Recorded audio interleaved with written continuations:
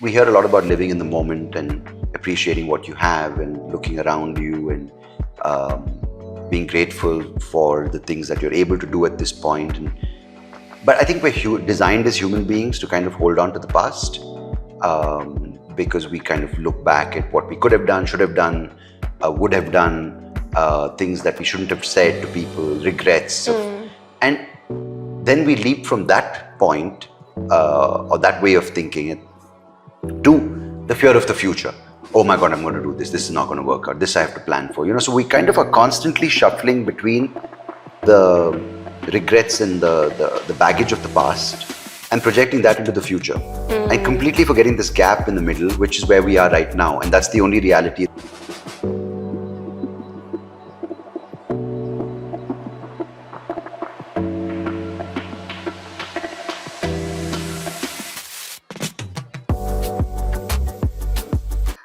Welcome to the Hotspot and Wi-Fi podcast. I'm Nevi. What was that? You've gone to the US and become Who a are little you? duh. Okay. I'm Sandeep, and this is, of course, another episode of the Hotspot and Wi-Fi podcast, which we started out to explore conversations that we have in person, in private, and over the course of the past few weeks, we've sort of been thinking about what to talk about and how much to share about our own lives and experiences, because we don't want to overdo it and kind of make it seem like we have answers to everything, because it's an ongoing process of self-discovery, revisiting certain ideas and certain emotions and certain situations in our lives. But I think one thing which was a very significant part of our relationship was when we did long distance, because that was our younger selves going through that time, uncertainty of where we each were going to be career-wise, also the destination of where we want to settle down. Because I had finished my stint in the US undergrad and come back to India, and then Nivi wanted to spread her wings and fly and explore Manhattan, which was a dream of hers for many years. So you want to just talk through that, it was almost 3-4 years of long distance. Yeah. And because I saw an email the other day of after we broke up, or you dumped me rather, and then you came back like a thing. I didn't come Yeah, you back. did, because No. yes, you did. I'll show you the email, which is hilarious, right? You're like, oh, I didn't realize I'd hurt you so badly, and I know you're trying hard to move on, but it's just sometimes I can't avoid coming back to you. And I was like, oh yeah. So I'm not showing it to anyone. I'm not going to put up a transcript. Said it out loud. It's making me feel cringe. Yeah, because the thing is, you clearly said in one of the episodes how I ran and cornered you and basically forced you to marry me. But this email is proof that you came running back because you thought firstly, oh my God, I'm going to have hundreds of New York men after me, and I'm going to have the Wall Street boyfriend, and then no one came. And then you realized, little do you know. okay. Anyway, but that's not why we broke up. No, we broke up because you wanted to stay on and you wanted to be there and you weren't sure of coming back. And I was like, you know what? Till that point, there were instances where I was the insecure, like basically every boyfriend today who's got no kind of self-respect, who's like, oh, but what will I do without you? And are you with someone else over there? Kind of, that was awful, and that's cringe when I think back. But you can't blame me. Because it was my first serious relationship, and I basically let a lot ride on that. And again, we've spoken about identity and self-worth and insecurity, right? And a lot of that was banking on that, because for the first time I was actually like, oh my God, there's something to actually lose. And I was scared of losing that. But one bit of advice which a friend helped me with, he said, man, you cannot be more or less than who you are.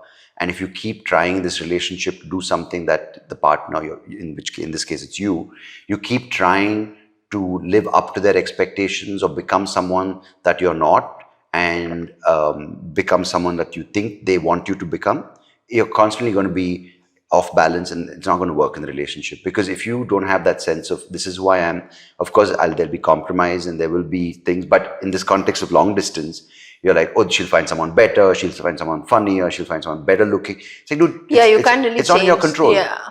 It's on your control, and you can't change those things. Yeah. So I was also really, really young. And I felt like, Foolish. yeah, I was quite a fool at that time, I Still are feel. a fool. Not because I dumped you. I'm quite glad I did. Because it's made it stronger in some way, you know. Like, I felt, yes, going through it was great and all of that. And long distance was a bit annoying because you're firstly living two completely separate lives. Uh, there's no correlation in any way or form, like other than the fact that we grew up in the same city. Other than that, there's nothing else. Yeah, and I Like when think you're back, experiencing two completely different things, right? and I think that's what is unsettling. Um, I think for the person who goes away, somehow I feel, in our case, I think it was easier for you. Yeah, because I had to, like, I was still like excited. I was exploring a Exactly. new So for the person city. left behind, see, Yeah. both are doing different cities and long distance. I don't know. Yeah, We yeah, haven't been there. But I was here. And yeah. however exciting my life was, it was still like, I think you would feel sometimes envious when it was the local haunts or the friends we would go out with, you'd miss them. Yeah. But for me, it was more envy when it comes to like, oh, I don't know what she's going to get up to over there. I mean, it was a new. I'd never lived in New York, and you hear all these stories, and it was like, whoa, is that crazy? Is that really happening? You know, that's where you have to kind of double down on who you are and say, you know what, I've signed up for this. There's only so Forget much. who you are, but also who I am. Correct. I mean, both ways, right? Like in the sense I'm talking about my insecurity. Yeah. I can't talk about from your point of view because I can't control beyond what is in my Yeah. sort of sphere of control. What's in my sphere of control? So, in that point of view, that helped because otherwise, I was a mess every time. I would let a thought process go out of control in that direction. The next thing is like, oh my god, I'm going to get dumped. I'm going to get, it's going to break up. It's not going to work out. And that's no place to be because it's hard enough without that way of thinking. And you're right, because the person in the different part, um in the different cities are experiencing totally different things, different time zone, different food, different. Yeah, and so the time zone, I feel like that was also really, really hard. Yeah, when I'm waking up, you're sleeping. Yeah. So then you kind of are forcing yourself to say the things like, oh, I miss you. And then it gets boring after a point. Yeah, it was quite boring. And then also you would get like drunk and it would affect me because it would like come out in that way. Yeah. And I'll be like bright and ready for the day and then you'd have to deal with that. So it was just like Yeah. very incongruent, I feel. You know, like it was very, very hard. But I think what kind of kept us going was me and my personality. Sure. I like how you basically just use this podcast to say how amazing a person you are. That's great. But I want to talk about this concept of the past and future, right? Because I think it's a good place to get into this because we hear a lot about living in the moment and appreciating what you have and looking around you and being grateful for the things that you're able to do at this point. But I think we're designed as human beings to kind of hold on to the past because we kind of look back at what we could have done, should have done, would have done, things that we shouldn't have said to people, regrets. And then we leap from that point or that way of thinking to the fear of the future.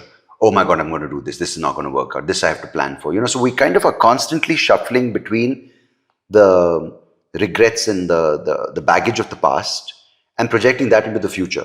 And completely forgetting this gap in the middle, which is where we are right now. And that's the only reality that is in our, not control, but that's our really reality right now, right? Because we don't know the future. We can't go back to the past. But that's so hard to do. I'm not saying living in the moment and mindfully and all those things which we're told to do through meditation and things, but those are tools. I treat them all as tools. Some people have mastered these tools. Some people have different tools. And because I was talking to, again, Vishnu pops up here, about the idea of mantras, right? Like we are, again, making them so much about status. This person knows that many more mantras, or, this person is so knowledgeable in the spiritual text. But if you look at them as just tools, you use the tool that works for you. So if you can just say one word over and over again, and that gives you a place to be, at least in the moment, if you want to use. Kind of bring you back. At least ground you, center you, so you can at least take stock of what you have in your life at this point. Yeah. And because we always say, why me when things go wrong? But we never say, take a moment to say, why me when things are fine. Yeah. Actually, this US trip that just happened with Shasa and how difficult it was to take care of her 24/7. But I was fully in the moment. Of course, there was a little bit about amount of regret because like I couldn't be as free as I would have liked to be to do whatever I wanted to do by myself because she was like there attached to me all the time. But I was completely in it with her. So that in the moment we've Kind of spoken about, right? forced- Like you're forced in the actually moment. appreciating that moment with your child, that time spent, you're kind of in the activity with them. But I'm talking about a little bit of a broader kind of view of that is, you do things today like, let's take something like exercise and diet, right? If you look at it from the past, we're like, oh my God, I indulged so much now. As a result, I'm dealing with the consequences. Or if you look at it in the future point of view, you're like, dude, I have to kind of, worry about getting my weight down, my blood markers have to be correct because what if I struggle later on in life? Very physical example. But little do we appreciate, or I could do 50 push-ups when I was 20. Now I can't. This is literally like 2 days, past 2 days, what conversations we've had. I'm just saying, little do we take stock of what we can do today, enjoy that. And it could be anything. I'm just using a basic example of exercise, but with the friendships or with the way we look at our own journey, right? We always kind of say, oh, I wish I could do that, or I'm going to be better in the future. Little do we appreciate of who we are today, what we're done for ourselves, and we're always critical of what we've done and critical of what we might do, but little do we appreciate the time saying, you know what, good on you. Because if someone compliments you for what you've done, you feel good. So imagine if you compliment yourself internally for what the things you've done. Yeah, you'll feel a lot better. Yeah. You'll kind of, it'll kind of Why flow wait for into someone- other things as well. Exactly. You're appreciative of everything around you then. And if you can't do that, then you're constantly waiting for someone else to do it. And that's never going to happen as often as you want it to. So may as well start Sometimes with you yourself. need a little bit of a reminder though to I'm kind saying of. that's why this is, because that's what happened yesterday. I was talking during the class. No, I'm saying a reminder to appreciate what you have. Like, And that's why now these- and then we yeah. kind of go off track into Yeah. like a comparing, complaining frenzy. Yeah, because when you are designing a society which is out there online, constantly making you feel inadequate, or in some department not like fulfilled, or lack of purpose, or something which is missing, it's very difficult to take a pause to say, hey, but look what I've done for myself. Small little wins, as we spoke about last time, the small little moments of appreciation. I've got all this. Yeah. As opposed to like, oh, I'm lacking so much. Yeah. I think, yes, I completely agree with you, but I feel like there's an other side to it, which is also, don't you feel like you need to be a little bit like looking to the future to work towards something, to aspire, to want some things in life? So, which means that you are like thinking it, you want it, and it does take time to kind of work towards it. So, you have to also consider that, right? I don't think that's ever going to not happen, because we are going into the future. But the point is, this place of projecting what we had or do have into future context is not realistic, because the thing is, we aren't going to be the same people. Physically, ourselves, which we are today, are not going to be there in that future state, right? And it's a constantly, rapidly changing path as we go ahead. So nothing wrong in planning maybe, or preparing. Dreaming. But the point is that if you're always in that state of what might happen, what could happen, what will happen, you're not taking stock of what you are today. So then when you go into the future, then in that point you look back going, oh, I wish I could have appreciated who I was, I feel like it's very exciting to think of the future. I get excited dreaming about it. I'll plan these things in my head. Like, I'll like to envision what it could look like, what I'd be doing, like kind of have this whole situation kind of play out in my head, and I really enjoy doing that. So for me, like, the future is not so much anxiety as to, oh, will there be traffic when we go back home, or like those kind of things. But it's more, I'm not talking about Or okay, not short term. I'm saying okay, long term. Even Like, long term dreaming will is I fine. fall That's sick in 20 years? Do I like? I'm. It's not so much that. So like, I feel like doing that, being excited about what the future has, isn't that okay? Because I feel like that's what kind of gets you going. Also appreciate what you have, and kind of living that life. So I feel like they can be both. I don't know, that's how you take, I suppose. But I'm saying it doesn't serve you to constantly compare the past and kind of hope for the future. Because at what cost? At the cost, I wouldn't say is maybe the right word, but at the, you know, at, at the cost, let's use cost, at the cost of overshadowing. Because yeah, if you can do it and it gives you a sense of, okay, I'm going to fantasize and dream, and it's a good escape. But I don't know if you can, and I do it also, but I'm just saying it's as important to kind of create the space to work from, which is now, of taking stock of what you're doing, why you're doing, who you're doing it with. And when you're in that space, and that's sort of like, say, your foundation, or where you are in that gap between the past and the future, then you can obviously go back. It's human, right? This is the entire sort of spectrum of being human. It's about the ego, it's about the other side of the ego, which is introspection, reflection, meditation. And it's also human to think about what you could have done and those things you shouldn't have said. And it's also good to, dream about a better future, or think of something which is inevitable, which is death. You have to. It's the human experience, which comes along with the power of imagination and the brain that we have. So I'm not saying any of that is alien, or you shouldn't be like, I could never think about the future. But if we can operate from a place of taking stock of where we are now, it's nice to go visit these things. It's visiting friends. But if you're all the time out with friends, then where's home, right? Yeah. I don't know. I think you would have to give an example, because my example would be, say, for example, I'm dreaming about my own house, right? Like where the three of us live in our own little cute house with cute things and our own kitchen, and are doing all of that furniture that is very much our aesthetic. All of that, like, I dream about it. And I feel dreaming about it helps me know that that's what I want, and helps me work towards that in some way or form. But at the same time, it's not that I'm not appreciative of where I am currently. Like, I'm so appreciative of the fact that we live with your parents, and Shasa has the grandparents to take care of her when she needs, have many people to take care of her. The house is kind of running without us doing really anything. Like, those kind of things, it's not like I'm not appreciative of it currently. And I know that I can't reach that yet, like my dream, but because I have to do certain things. Yeah. So it's kind of bringing me back also to think, okay, like, obviously I can't do that right now, so there's no need for me to keep saying, oh, we don't have it. Like, I'm still appreciative of where we are. Yeah. So that's my example of how I would No, and kind that's of go exactly what you back and just said. forth.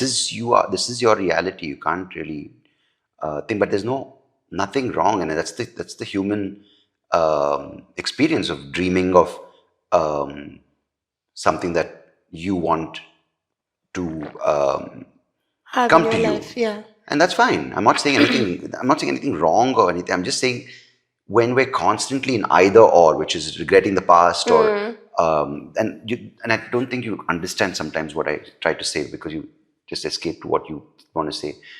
That's exactly what I said, because it's this gap which we ignore. I'm not Then be saying more clear. I was very clear. No, I clearly, basically said if you didn't, because you just want to not understand what I'm saying, because I'm saying that the space you're in right now, which is the gap between the past and future, is something we should explore. I never said we shouldn't go back and look in the so past. explore in the sense how.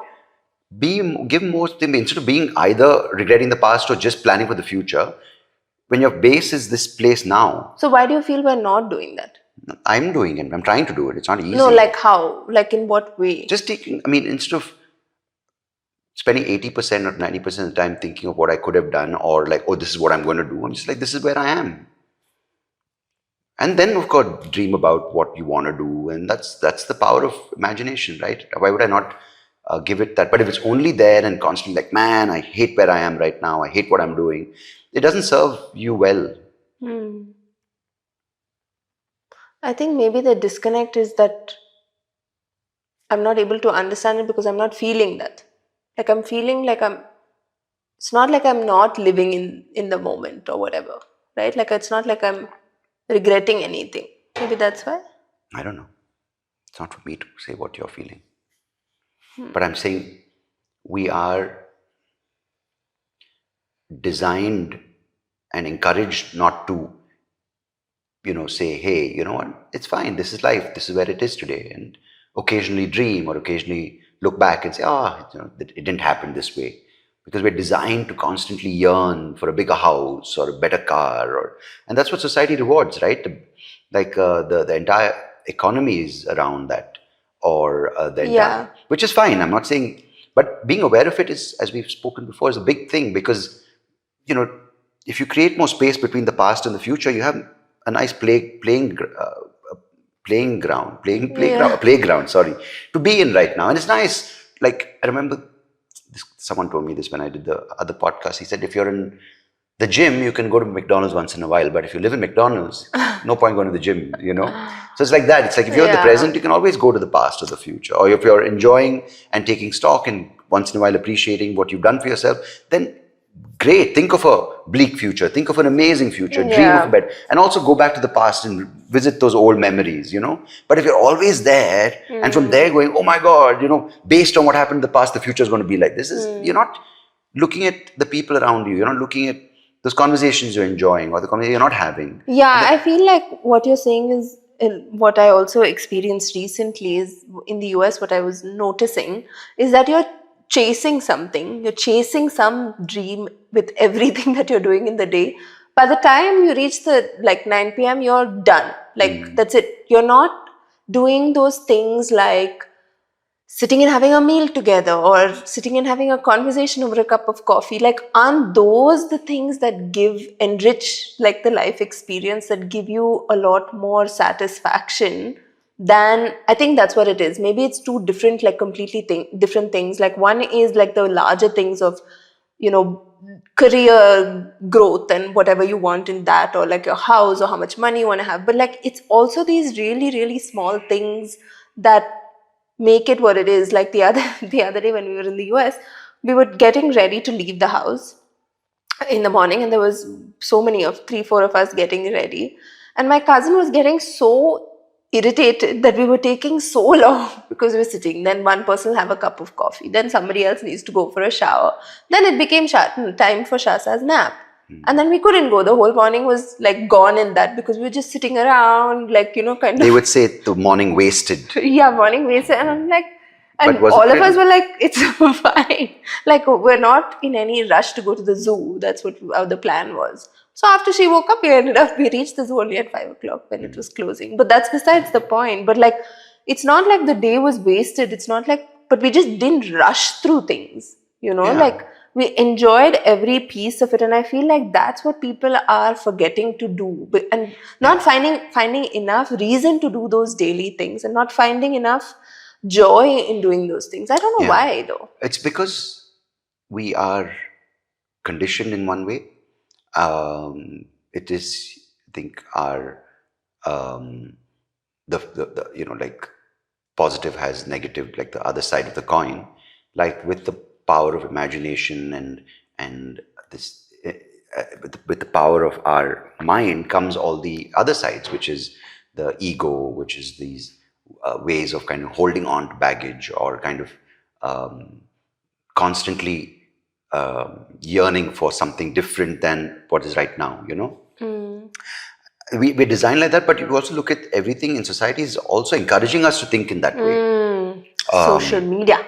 Yeah, the reward systems are so, they were there always, but it's so much quicker with social media, right? It's constantly telling you, hey, you're not good enough, you do this, you're not getting enough views, you're not getting enough likes, you're not big enough, you're not strong enough, you're not fit enough, you're not doing, something as simple as that CGM, which now people are, it's all the rave, right? The continuous glucose monitor. Like, oh my God, this food did this to you. My God, you should be better, at eating. Eat better, eat this thing. Fitness trackers. You're not It's so sleeping well. crazy. Yeah, you're not sleeping well. You should this thing. Then you should, inflammation's high. Like, why are we constantly told we're inadequate? Because then we aren't going to tell ourselves, hey, but you know what? You slept for 30 minutes well. Isn't that better than sleeping for 1 minute well? I think the small things where we can take stock in our own selves, we're not doing, because we're constantly told from outside, you're shit, man. Until I tell you you're better, until your Apple Watch tells you that, you know what, your resting heart rate was great, Sandeep. Like, why? Yeah. Aren't we listening to the own system which is giving us reward, recognition, and which we should listen to in the first place instead of fitness trackers, sleep trackers, sugar trackers, glucose? Like, we are eating. That stress will make you not sleep. Exactly. Put on and weight we're eating and waiting for monitored thing, as opposed to listening to our body saying, hey, dude, you're hungry. Yeah. But then we don't eat then. And then we eat something which the monitor says is too much carbs for you. We're totally, I think the point is we're totally not listening to ourselves and waiting for someone else or something else to tell us whether we're good, whether we're bad, whether we're disciplined, whether we're indisciplined, whether we are successful, whether we're failed, whether we're healthy, whether we're happy, whether we're fulfilled. Yeah. Because end of the day, this is a friend of mine, Karthik, told me, he's like, the human need is to feel accomplished. Whether it's waking up, taking your dog for a walk, whether it's waking up, going for a run, your sense of accomplishment is only what you can set with yourself. It could be, as you said, dreaming of that house and finally getting that house. That's accomplishment. But even something as simple as, I'm going to be mindful with my baby girl today and doing that, that's accomplishment, right? And we need to have all kinds of accomplishment in our lives. But then again, they'll be like, oh, is that accomplishment enough for the day? But that's the human experience, having all kinds of it, right? Yeah. Like waking up, as you said, that smelling the rain. It could be like, it could be like, I'm going to go for a walk in the rain or walk in the park. Life takes all kinds of accomplishments to feel well-rounded. But we're only fixated on the big ones. Yeah. And again, comes back to the big win, small win. Yeah. Anyhow, I think that's a good place to cut. And not yet. You just talk and then you cut. Like, okay, I'm done. Yeah, I'm done. What shit, Sandeep? You have to let me also speak. But you go on about some random point. You didn't even get... I give examples which people will relate to. It's true though. It's true. You are like all like conceptual, but in your head. And that's it. Like there's no real life example. Okay, so what I'm planning or trying to create for myself is this playground, which is a nice wide space which I can do things in. I can work in, I can play in, I can chill in, I can bring friends to, I can bring family to. And this is a playground which is hopefully going to get wider and wider, because I hold on a lot to the past of, I could have done this, I should have done this, I shouldn't have said this, I shouldn't have done this. And it's a lot of baggage, right? Which, we are not born with, and hopefully I'm not going to die with.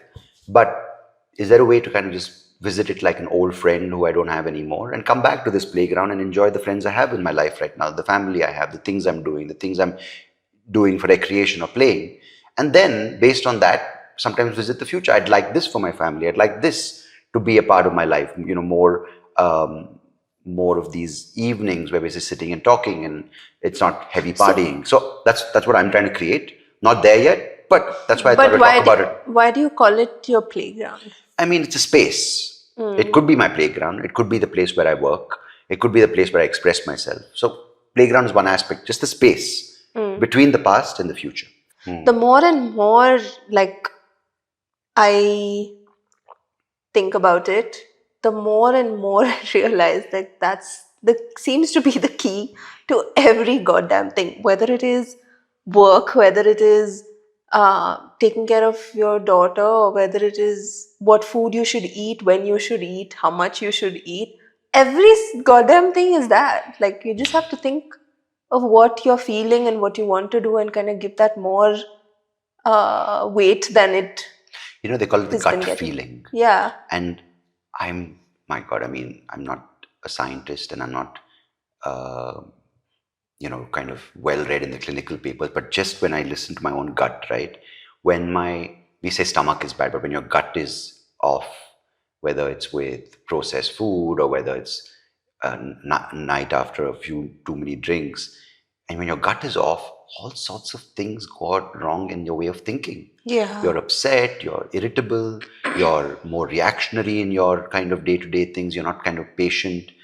I'm like, man, but when your gut is good, you feel good. So I'm like, Yeah. people are now calling it the second brain or whatever. But It's so true though. I mean, I call it the primary brain because that's where you have so many kind of processes happening, apparently the microbiome, whatever. Yeah. But we always say mind and we point to our head.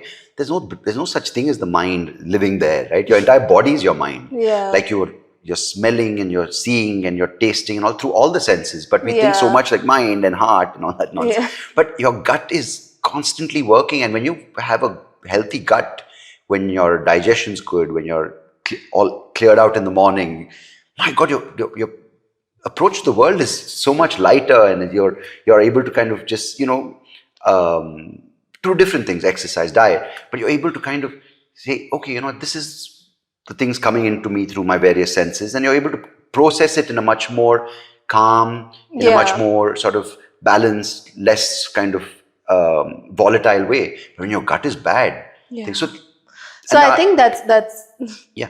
That's why I feel like I'm able to deal with you a lot more because my gut doesn't have too many problems, so I'm able to cope easily. Yeah. But anyway, apparently Ayurveda says there are two things that are the most important. One is gut, like we're just talking about, and also sleep.